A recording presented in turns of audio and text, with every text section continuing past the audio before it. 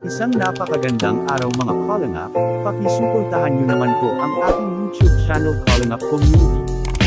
Like and subscribe. Rina hindi nga daw papayag na mag-asawa itong si Ate Roda. Pumisita nga sina Jomar kina Ate Roda at Rina, grabe itong si Romar hindi niya talaga nakakalimutan itong si Rina. Nadatnan nga nila si Ate Roda at Rina na kagagaling lang sa eskwela. Kita naman natin mga Kalingap na masaya itong si Rina na galing sa eskwelahan hindi nga siya napapagod kahit buong araw itong nasa paaralan. Grabe talaga ang dedikasyon ni Rina sa pag-aaral, walang kapaguran sa kanyang sarili. Yun po dapat ang tularan ng mga bata ngayon kung may gusto kang patunayan sa iyong sarili dapat mag-aral ng mabuti.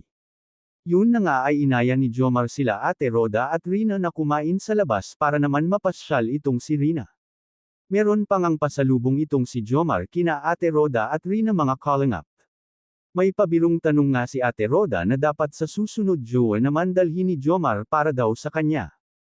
At natanong nila si Rina kung payag ba daw siyang mag-asawa itong si Ate Roda. Labi talaga ang iling ni Rina kasi ayaw niya daw mag-asawa si Ate Roda. Kasi naisip niya kung mag-asawa si Ate Roda paano na lang siya baka wala nang mag-aalaga sa kanya kung sakaling mag-asawa si Mama Roda.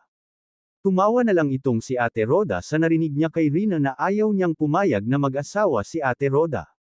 Mas higpit daw itong si Rina kaysa totoo niyang anak. Baka okay lang sa anak ni Ate Roda na mag-asawa na talaga siya. Kung darating nga ang panahon na mag-asawa na si Ate Roda ay sana magaling na si Rina.na hindi na siya nakadepende kay Ate Roda, hindi naman natin dapat pigilan kung gusto na talaga ni Ate Roda na magkaroon ng sarili niyang pamilya.